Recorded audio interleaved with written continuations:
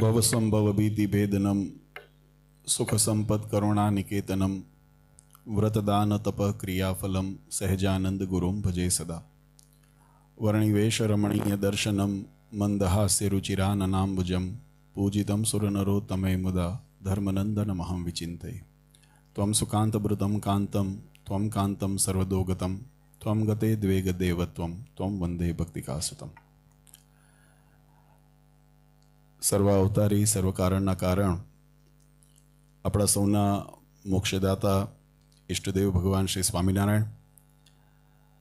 સ્વામિનારાયણ સંપ્રદાય દક્ષિણ વિભાગ અધિષ્ઠાતા દેવ વડતાલવાસી શ્રી લક્ષ્મીનારાયણ દેવ હરિકૃષ્ણ મહારાજ, ઉત્તર વિભાગ અધિષ્ઠાતા દેવ શ્રી નરનારાયણ દેવ ગઢપુરપતિ ગોપીનાથજી મહારાજ, જૂનાગઢપતિ રાધારમણ દેવ ધોલેરાવાસી શ્રી મદન મોહનજી મહારાજ આદિ સર્વે દેવોના સ્મૃતિએ સહિત સ્વામિનારાયણ સંપ્રદાયનું વડતાલ લક્ષ્મીનારાયણ દેવ ગાદીનું યુરોપની ધરતી ઉપર આ પ્રથમ મંદિર વડતાલ ધામ પિનરને આંગણે મૂર્તિ પ્રતિષ્ઠા મહોત્સવ એ અંતર્ગત શ્રીમદ સત્સંગી જીવન કથાના મંગલ પ્રસંગે સભામાં ઉપસ્થિત ધર્મકુળ આશ્રિત વાલા સર્વે અમારા સંતો પાર્ષદો, શ્રીજીના લાડીલા ધર્મકુળ આશ્રિત વાલા સર્વે સત્સંગી હરિભક્તો, સર્વ ધર્મ પ્રેમી સજ્જનો, સર્વ મોક્ષભાગી જીવાત્માઓ, દરેક ભક્તજનોને અમારા હૃદયપૂર્વક જય સ્વામિનારાયણ. વાલા ભક્તો, ભગવાન શ્રી હરિની પૂર્ણ કૃપાથી આજે વડતાલ ધામ પિનરની આંગણે મૂર્તિ પ્રતિષ્ઠા મહોત્સવ ખૂબ રંગે ચંગે આપણે ઉજવી રહ્યા છીએ. આમ તો શાસ્ત્રોનો મત છે કે ભગવાનના કાર્યની અંદર ભવ્યતા કરતાં એની દિવ્યતા એ વધારે મહત્વની રહેલી છે. મહારાજે પણ અનેક વખત આ વાત આપણને સમજાવી.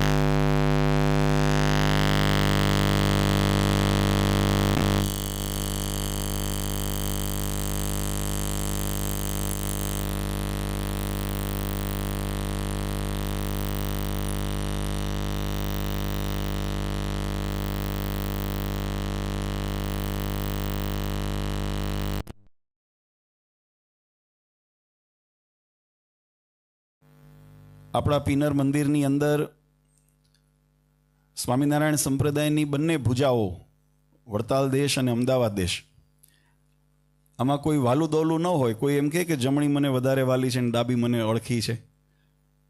એ તો જેમ બંને આંખોનો જેટલો મહિમા છે એમ સ્વામિનારાયણ સંપ્રદાય જો પૂર્ણ ગણવો હોય તો વડતાલ દેશ ને અમદાવાદ દેશ, આ બંનેના સહિયારા જ્યારે સમાગમ થાય અને એવું લક્ષ્મીનારાયણ દેવ નરનારાયણ દેવનું સાનિધ્ય આપણા મંદિરની અંદર સ્થાપિત થવા જવાનું છે. વડતાલ આ સંપ્રદાયની અંદર એનો મહિમા આપણા શાસ્ત્રોની અંદર ખૂબ વર્ણન કરેલો છે. ભગવાન સ્વામિનારાયણે સ્વહસ્તે જો શિક્ષાપત્રી લખી હોય તો એ વડતાલ ધામની અંદર લખી, આચાર્ય પદની સ્થાપના કરી હોય તો એ વડતાલ ધામની અંદર મહારાજે કરીને, પોતાનું સ્વસ્વરૂપ મહારાજે જો સ્વયં પધરાવ્યું હોય તો હરિકૃષ્ણ મહારાજ વડતાલ ધામને વિશે પધરાવ્યા છે. આજે એ વડતાલ ધામ, આમ તો એક પ્રકૃતિનો નિયમ છે કે હંમેશા તરસ્યો હોય એને કૂવા પાસે જવું પડે, પણ જ્યારે ભગવાન એ ભક્ત ઉપર અતિશય રાજી થાય છે ત્યારે એ સામે ચાલીને આપણે જો ભગવાનના અવતરણનું કાર્ય શાસ્ત્રની અંદર અનેકવિધ સમજાવ્યું છે. ગીતાજીના દર્શન વગેરેથી આપણે જો એને સમજવા પ્રયત્ન કરીએ તો આપણને ભગવાનના એવા શબ્દો આપણને જાણવા મળે, સમજવા મળે કે અધર્મનું ઉચ્છેદન કરવા, ધર્મનું સંસ્થાપન કરવા અને પોતાના ભક્તોનું રક્ષણ કરવાને માટે ભગવાન ગીતાજીની અંદર અર્જુનજીને કે સંભવામિ યુગે યુગે, દરેક યુગની અંદર અમે અવતાર ધારણ કરીએ છીએ. આપણા ઇતિહાસોની અંદર જોઈએ તો જ્યારે જ્યારે અસુરોના ઉપદ્રવ વધ્યા છે, પછી એ કંસ હોય, રાવણ હોય કે હિરણ્યકશ્યપ જેવા આસુરી તત્વ આ સંસારની અંદર પોતાના આસુરીપણાને જ્યારે વિસ્તાર કરતા હોય ત્યારે એ અસુરોનો સંહાર કરવાને માટે ભગવાન મચ્છ, કચ્છ, વરાહ, નરસિંહ આદિ અવતાર ધારણ કરીને પધાર્યા છે. અને એના અવાંતરની અંદર ભક્તોને પોતાના આદર્શ ઉપદેશો અને જીવન દ્વારા, બંને રીતે વર્તન અને વાણી દ્વારા, જ્યારે જીવાત્માને ભગવાનનો યોગ થાય અને એ જીવાત્માને ભગવાનપણાનો નિશ્ચય દ્રઢ થઈ જાય, ભગવાનપણાની પ્રતીતિ થઈ જાય અને જીવાત્મા ભગવાનનો આશ્રય સ્વીકારી લે, તો મહારાજે જેમ શાસ્ત્રોની અંદર આપણા વર્ણન કરવામાં આવ્યું કે ભગવાનની માયા એને તરવા માટે, આ ભવસાગરને તરવા માટે ભગવાનના આશ્રયરૂપી જો વાણ મળી જાય, આપણે દ્રષ્ટાંત ઘણી વખત કથાની અંદર શ્રવણ કરતા હોઈએ કે લોઢું હોય ને એને તમે એમને પાણીમાં નાખો તો ડૂબી જાય, પણ એ લોઢાને જ્યારે લાકડાનો યોગ થઈ ગયો હોય અને પછી એ લાકડું તમે પાણીમાં વહેતું મૂકો તો એ લાકડા ભેગું એ લોઢું પણ તરી જાય છે.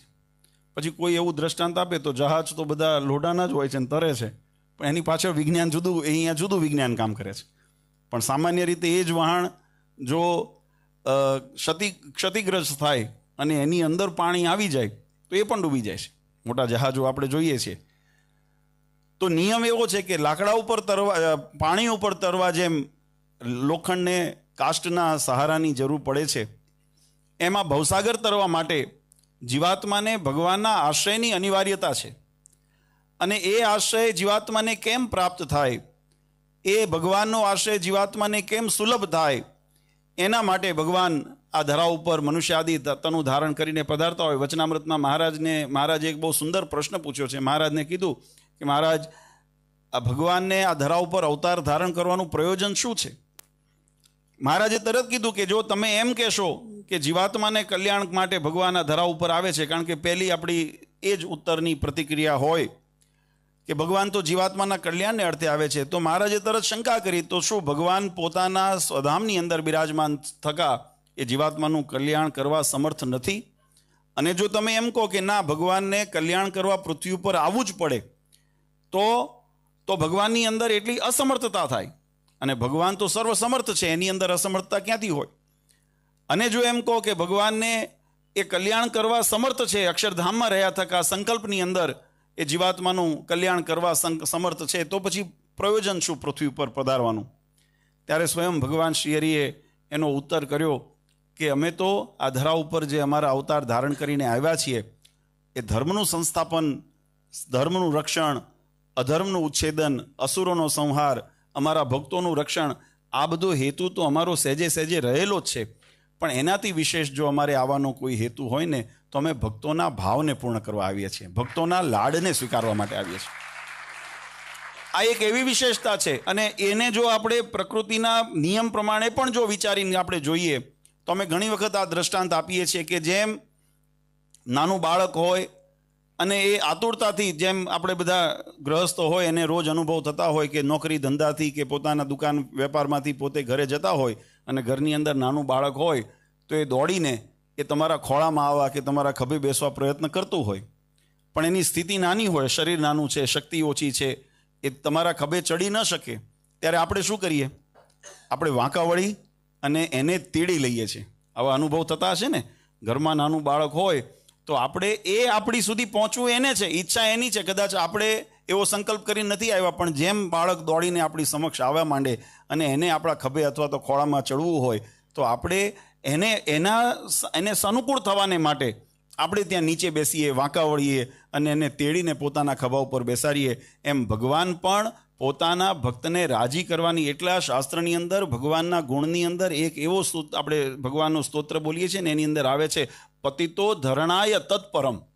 જેટલા જીવાત્મા ભગવાનને પામવા માટે તત્પર છે, એનાથી અધિક ગણું તત્પરતા એ ભગવાનને પોતાના ભક્તને રાજી કરવાની છે કે મારો ભક્ત કેમ રાજી થાય. પોતાના ભક્તોનો ઉદ્ધાર કરવાની છે કે મારો જીવાત્મા, મારો આશ્રિત, મારો ભક્ત એ આ ભવસાગરને પાર કરીને આ 84 લાખ યોનિની અંદર જન્મ મરણના ચક્રમાંથી મુક્ત થઈ, કર્મના બંધન, માયાના બંધનથી મુક્ત થઈ અને મારા સુખને પામે, એના માટે પતિતોનો ઉદ્ધાર કરવા માટે એ પરમાત્મા હર હંમેશ તત્પર રહ્યા છે. આ ભગવાનની લાક્ષણિકતા છે. અને એ લાક્ષણિકતાને ધ્યાનમાં રાખી વચનામૃતની અંદર મહારાજે કીધું કે અમે તો ભક્તોના ભાવને પૂર્ણ કરવા આવીએ છીએ, એમના પ્રેમને સ્વીકાર કરવા આવીએ છીએ. અને એ નીતિએ ભગવાન કે આવીએ છીએ ત્યારે અમે જીવાત્માનું કલ્યાણ સહેજે સહેજે એ કરીએ, એ તો સ્વાભાવિક છે. કારણ કે એમના ભગવાનનો જેમ લોહી પારસમણી હોય ને, એના યોગની અંદર આપણા સંતોએ કીર્તનમાં લખ્યું, પારસ સ્પર્શી લોહ કંચન ભાઈ મોંઘે મૂલે વેચાય. પારસમણીનો એક પ્રાકૃતિક એવો ગુણ રહેલો છે કે એના યોગની અંદર ગમે તેવું લોઢું આવ્યું હોય તો એ લોઢાને કંચનમાં ફેરવીને પરિવર્તિત કરી દે.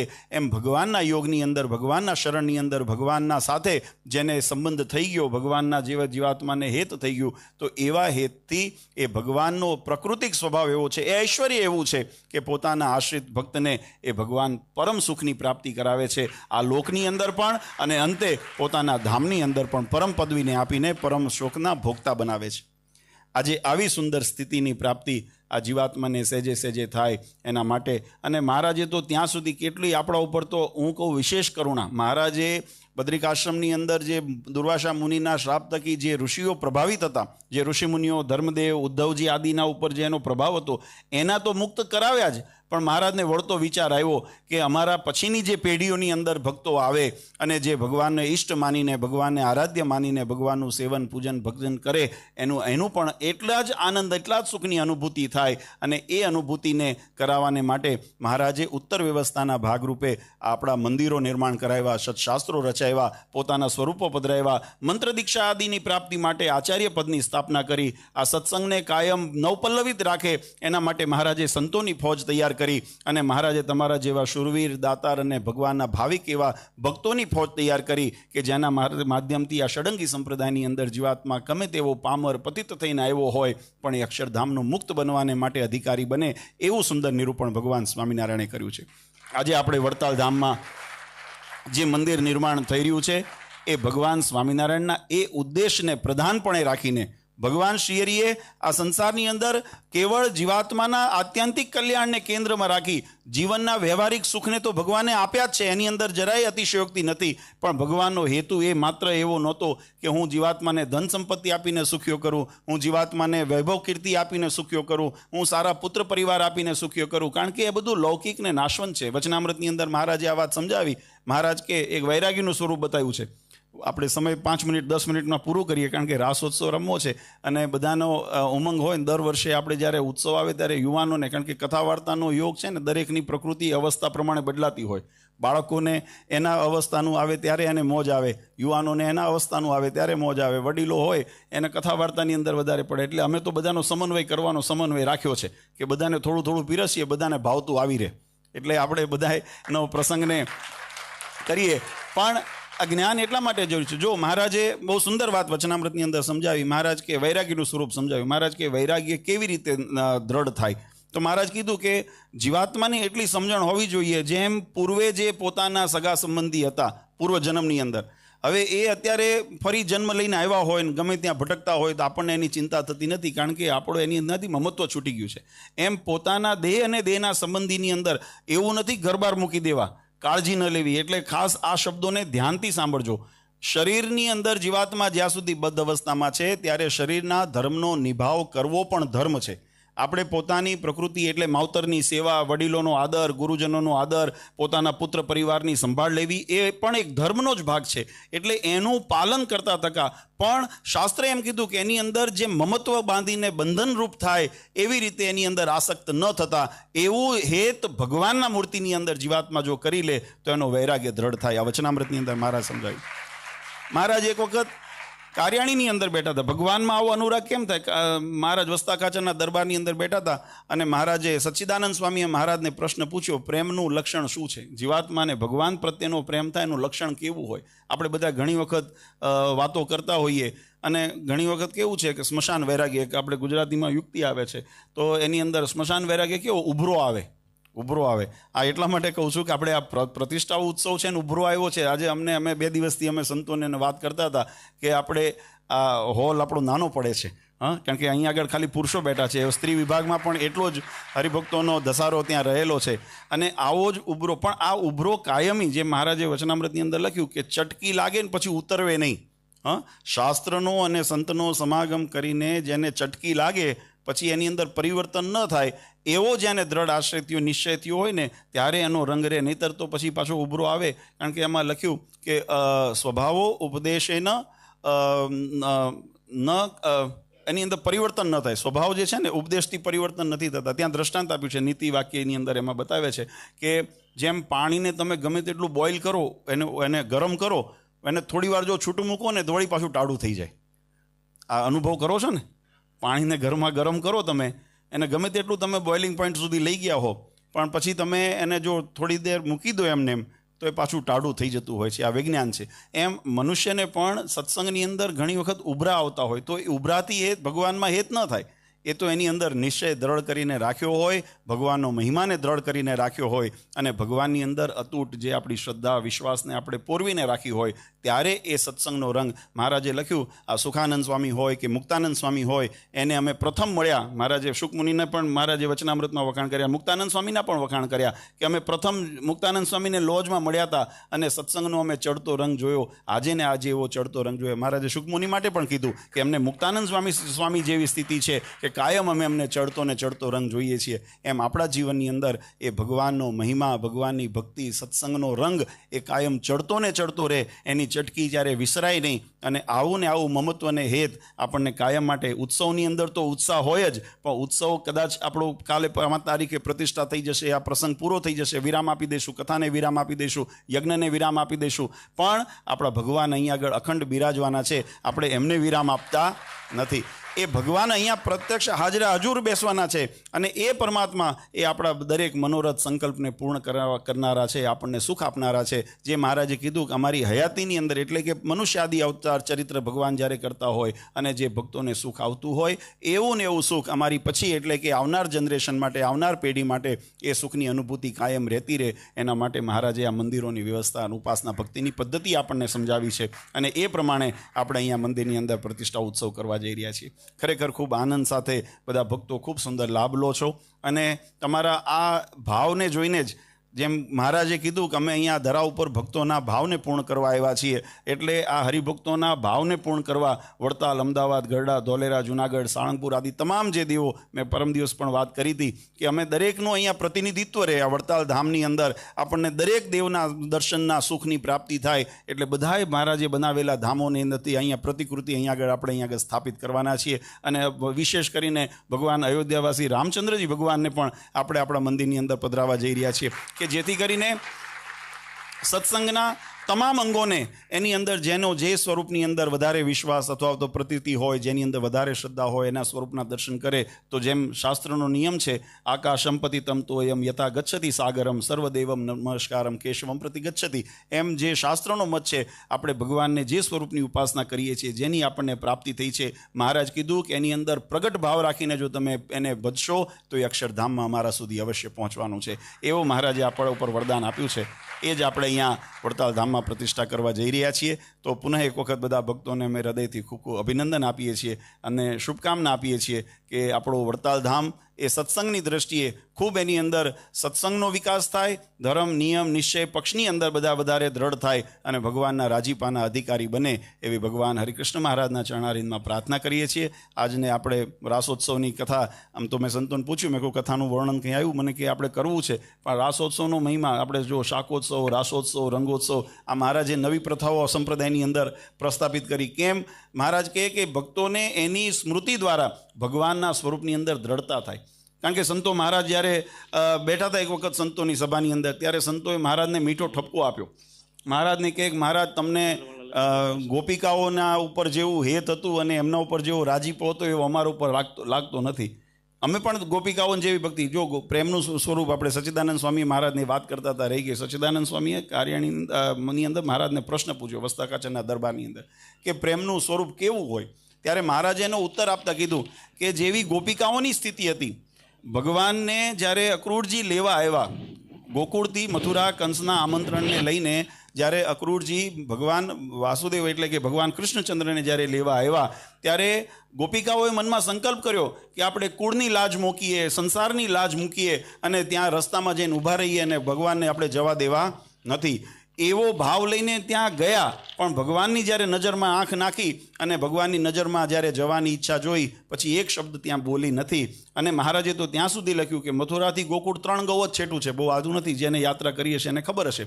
તો મહારાજ કહે કે 3 ગૌ ભગવાનથી છેટા હતા, પણ મનની અંદર સંકલ્પ જ્યારે થાય કે ભગવાનને મળવા જઈએ, ભગવાનના દર્શને જઈએ, ત્યારે મનમાં એવો પણ વિચાર આવે કે ભગવાનની આજ્ઞા વગર, આ મહત્વના શબ્દો છે, મહારાજે કીધું ભગવાનની આજ્ઞા વગર જો અમે ત્યાં જઈએ અને અમારા ઈષ્ટ, અમારા પ્રિયતમ, અમારા પિયુ અમારાથી નારાજ થઈ જાય તો એ ભગવાન અમને એવા દર્શનનો પણ અમારે લોભ થતો નથી, કારણ કે ભગવાનને રાજી કરવા છે. એટલે ભગવાનની આજ્ઞા લોપીને મહારાજ કે જ્યારે કુરુક્ષેત્રમાં જ્યારે તેડાવ્યા ત્યારે ત્યાં ગયા, પણ એ 3 ગૌનો ફાંસલો તય કરીને ભગવાનની આજ્ઞા લોપીને એ ભગવાનના દર્શન માટે પણ ગઈ નથી. તો મહારાજ કે ભગવાનની આજ્ઞાનો જેને એટલો મહિમા હોય, આ વાત જીવનની અંદર દ્રઢ કરીને રાખજો. આપણે ઘણી વખત એવું વિચારતા હોઈએ કે અમે ભગવાનનું ભજન કરીએ છીએ, ભગવાનની ભક્તિ કરીએ છીએ, ભગવાનની સેવા કરીએ છીએ, ગમે ત્યાં કદાચ ભગવાનના સ્વરૂપો આપણને દેખાય તો આપણને એમ થાય કે અમે દર્શન કરીએ છીએ, પણ જો એ ભગવાનની સ્થાપિત સિદ્ધાંત અને આજ્ઞા વિરુદ્ધ હોય તો એમાં ભગવાનનો રાજીપો થતો નથી. અને એવું લક્ષણ પ્રેમિકાનું જેમ પોતાના પ્રેમી પ્રત્યે હોય એવું ગોપિકાઓને ભાવ ભગવાન કૃષ્ણ પ્રત્યે હતો.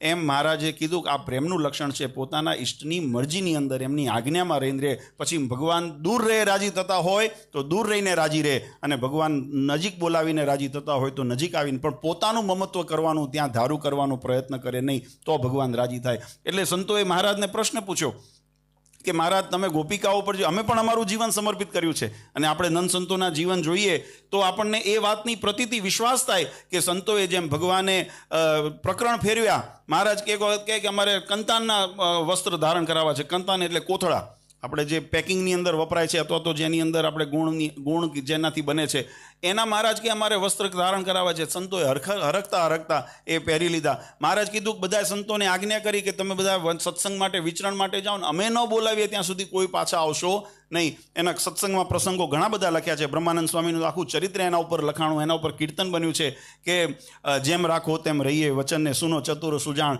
એના ઉપર કીર્તનો લખાણા. પણ ભગવાનની મરજી લોપીને, ભગવાનની આજ્ઞા લોપીને દર્શન માટે તો સંતોએ પણ મહારાજને દલીલ કરી કે મહારાજ અમે પણ અમારા જીવન એવા જ સમર્પિત કર્યા છે, તો તમે જેવું ગોપિકાઓ ઉપર તમારી કૃપા વરસાવી એવી અમારા ઉપર કેમ ન હોય? મહારાજ કે કેમ એવું લાગે છે તમને કે અમે ભેદભાવ કરીએ છીએ? અમારે તો જેવો ગોપિકાઓ પ્રત્યે પ્રેમ હતો, જેવો એમના ઉપર અમારો જેવો રાજીપો હતો, એવો તમારા બધા ઉપર પણ રાજીપો છે, બલ્કિ એનાથી વિશેષ રાજીપો છે. કારણ કે તમે તો ઘરબાર સંસાર મૂકીને આજે તમે અમારી ભક્તિની અંદર, અમારા વચનની અંદર તમે રહો છો, અખંડ અમારું સ્મરણ કરો છો, હૃદયની અંદર અમને ધારણ કરો છો, તો અમને તો વિશેષ તમારા ઉપર રાજીપો છે. ત્યારે સંતોએ કીધું કે મહારાજ અમે તો બધો હમણાં શું છે, સૈયારામ અને વ્યક્તિગતમાં લાભમાં થોડો ફેર હોય, આ થોડોક અંતર આપણને જણાય. એક સૈયારું હોય અને એક હોય વ્યક્તિગત, પર્સનલ, 1-on-1. એટલે કે ગોપિકાઓએ જ્યારે સંકલ્પ કર્યો, એના સંકલ્પને પૂર્ણ કરવા તમે જેટલા ગોપી એટલા કાન રૂપે તમે ધારણ થયા, અને એટલા ગોપી અને એટલા કાનને તમે કરીને રાસોત્સવ તમે કર્યો. અમારા ઉપર તો અમારે બધાને, અમે 500 પરમહંસો છીએ ને બીજા હજારો ભક્તો મુક્તો છે, બધા પર્વતભાઈ, ઝીણાભાઈ, દાદા ખાચર આદિ ઘણા બધા ભક્તો, જોબન પગી જેવા એ ભગવાનના એકાંતિક ભક્તો, તો અમારે તો હજારો લાખોની સંખ્યામાં તમે એક જ અમને દેખાવ. અમારે કોક હાથ પકડે તો કોક પગ પકડે તો કોક આંગળી હાથમાં આવે તો કોકને તો દૂરથી ઠેબુય વાગે, ભગવાનની નજીકે ન પહોંચે. અમને નિજ સુખ ક્યારે મળે?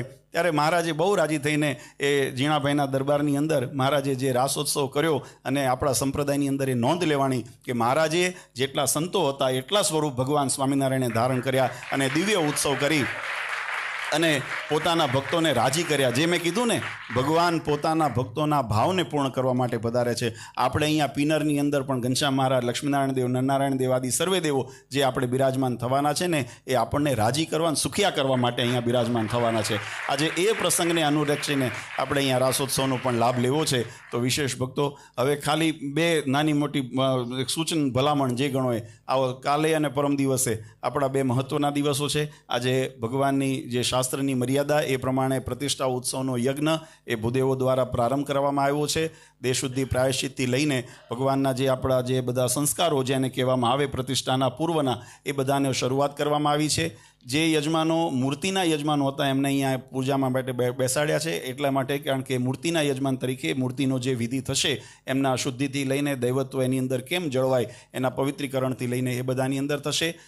રવિવારે સવારે જે સિંહાસનના ધજાદંડના અને કળશ આદિના જે યજમાનો છે એમને અહીંથી સૂચના આપવામાં આવશે. એટલે રવિવારે સવારે વહેલા આ મંદિરે આવી 8 વાગે તે દિવસે તમારા દ્વારા એનું પૂજન થશે અને કળશ આદિનું જે સિંહાસન આદિનું પૂજન કરાવવામાં આવશે એ તમારા એના યજમાનો દ્વારા કરાવવામાં આવશે. અને ત્યાર પછી જે શુભ મુહૂર્તને સ્થિર લગ્ન જે હશે એની અંદર એ મૂર્તિને એ સિંહાસનની અંદર પધરાવી અને એનો પ્રાણ પ્રતિષ્ઠા વિધિ થશે. અને ત્યાર પછી ભગવાનનો અન્નકૂટ ઉત્સવ અને ભગવાનની પ્રતિષ્ઠાની એ પ્રથમ આરતી આપણે અહીંયા બધા ખૂબ ભાવથી અનંતકોટી બ્રહ્માંડના અધિપતિ ભગવાન શ્રી હરિને આપણા મંદિરની અંદર પ્રગટ રૂપે બિરાજમાન કરાવી અને આપણે એમની આરતી ઉતારશું.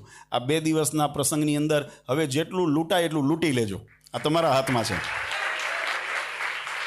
અમારા વિહારીલાલજી મહારાજે કીર્તનમાં લખ્યું કે જ્યારે અમૃતના કુંભ રેલાય ત્યારે ઊંઘ અભાગ્યાને થાય, જ્યારે સોનાની લંકા લૂંટાય ત્યારે અભાગ્યો તરસ્યો જાય. હા, જ્યારે અમૃતના કુંભ લૂંટાય ત્યારે અભાગ્યો તરસ્યો જાય અને સોનાની લંકા જ્યારે લૂંટાય ત્યારે અભાગ્યાને ઊંઘ થાય. એટલે જે આળસ પ્રમાદ અને બીજા કદાચ વ્યવહારિક કાર્યની અંદર વધારે હોય તો એને ભગવાનનો આવો દિવ્ય દર્શનનો લાભ ન મળે. હું જાણું છું આપણી પાસે જગ્યા નાની છે, સંખ્યા જાજી છે, એટલે બધાના માટે અહીંયા આગળ વ્યવસ્થા કરી છે. જે ભક્તો મંદિરના હોલની અંદર સમાઈ શકે એ વહેલા તે પહેલાંના ધોરણે હશે એટલે જે મંદિરમાં આવીને પોતાનું સ્થાન લેજો. બાકી અહીંયા આગળ બહાર સ્ક્રીન મૂકવામાં આવ્યો છે યજ્ઞશાળાની આગળ, ત્યાંથી પણ બધા ભક્તોને એના દર્શન થશે. જે વિધિ અંદર થશે, આરતી પ્રતિષ્ઠાની જે પણ વિધિ વગેરે થશે એના દર્શન બધાને લાભ મળશે. પણ બને ત્યાં સુધી બધા સહકાર આપજો. ગઈકાલે અમારા સ્વયંસેવકોએ, આયોજકોએ અને વ્યવસ્થા સમિતિના ભક્તોએ સૂચન કર્યું હતું, એને પણ હું દોહરાવી દઉં કે આ 2 દિવસ આપણે પાર્કિંગની વ્યવસ્થાની અંદર કોઈ અસુવિધા ન થાય એટલે દરેક ભક્તોને આજે કીધું. હા, એટલે બધા હરિભક્તોને પુનઃ સૂચના કરું છું, જે ઘરના ગાડી લઈને આવતા હોય આપણે અહીંયા પાર્કિંગની વ્યવસ્થા રાખી છે. ત્યાંથી અહીંયા આગળ ટ્રાન્સપોર્ટેશનની વ્યવસ્થા પણ રાખેલી છે. એટલે બધા હરિભક્તોને ચાલવાનું નહીં થાય, પણ તમે થોડો સહકાર આપીને તમારી ગાડી આગ્રહ રાખો બને ત્યાં સુધી ત્યાં પાર્કિંગમાં જ મૂકીએ. એટલે અહીંયા આગળ અસુવિધા આજુબાજુના પાડોશની અંદરથી કોઈ કમ્પ્લેન વગેરે ન આવે, કારણ કે આપણને એનાથી કોઈ વિક્ષેપ પડે અને પ્રસંગની અંદર કોઈ અરુચિત પ્રસંગ બની જાય એવું ન થાય એના માટે દરેક ભક્તો અને બાકી બધાને સહકાર આપજો. જગ્યા નાની છે હું સમજું છું, પણ અહીંયા ભોજન પ્રસાદની અંદર, વ્યવસ્થાની અંદર, દર્શનની અંદર વારાફરતી બધાને લાભ મળશે. અને એ બધાએ સૂચનાનું ધ્યાન રાખી આ 2 દિવસ આપણે ખૂબ સરસ રીતે આનંદ ઉત્સવની અંદર ભગવાનને હરખે આપણા મંદિરની અંદર પધરાવીએ અને ત્યાર પછી ભગવાનનો રાજીપાનો જે વરસાદ એ આપણા સર્વ સત્સંગ સમાજ ઉપર કાયમ ઉતરતો રહે એવી ઘનશ્યામ મહારાજના ચરણારવિંદમાં પ્રાર્થના કરી વધારે સમય ન લેતા પરમ પૂજ્ય સનાતન ધર્મ ધુરંધર 1008 આચાર્ય શ્રી અજેન્દ્ર પ્રસાદજી મહારાજ, અસો ગાદીવાળા પૂજ્ય માતુશ્રી અને અમારા સમસ્ત ધર્મકુળ પરિવાર વતી આપ સૌને અંતરના આશીર્વાદ આપી મારી વાણીને વિરામ આપું. સહેજાનંદ સ્વામી મહારાજની.